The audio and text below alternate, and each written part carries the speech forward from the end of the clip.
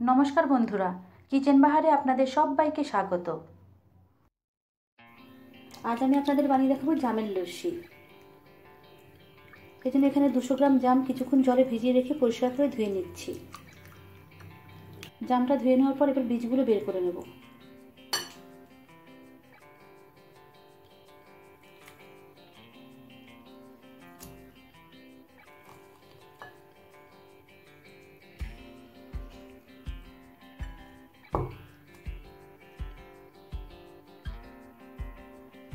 সবকটা জামের বীজ বের করে ফেলে দিয়েছি। একটা মিক্সিং জার নিয়ে নিলাম। এখন এই জামটা মিক্সিং জারের মধ্যে নিয়ে নিচ্ছি।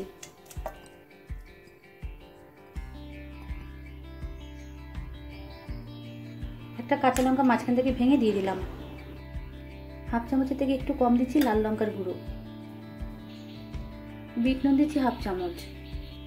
নর্মাল নুন দিচ্ছি হাফ চামচ। ভাজা জিরের গুঁড়ো দিচ্ছি হাফ চামচ। এখন দেবো লস্যির প্রধান উপকরণ মানে দই। এই দইটা আমার ঘরে পাতা দই। এখানে প্রায় 500 গ্রাম দই আছে। এখান থেকে আমি 200 গ্রাম পরিমাণ মিক্সিং জারে নিয়ে নেব।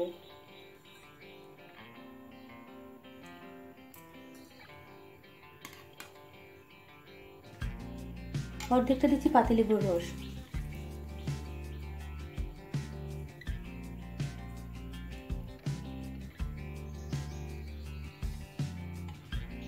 আর পরিমাণ মতো দিচ্ছি জল।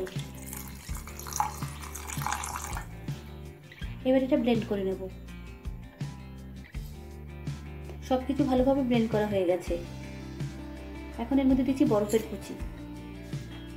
2 চামচ পরিমাণ দিচ্ছি চিনি। চিনিটা আপনারা আপনাদের স্বাদ অনুযায়ী দেবেন। চিনি আর বরফের কুচিটা ভালোভাবে মিশিয়ে নিচ্ছি।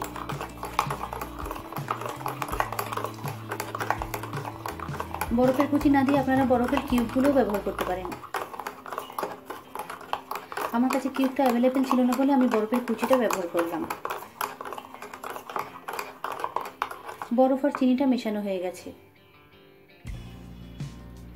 এবার লস্যিটা সার্ভ করে নিচ্ছি।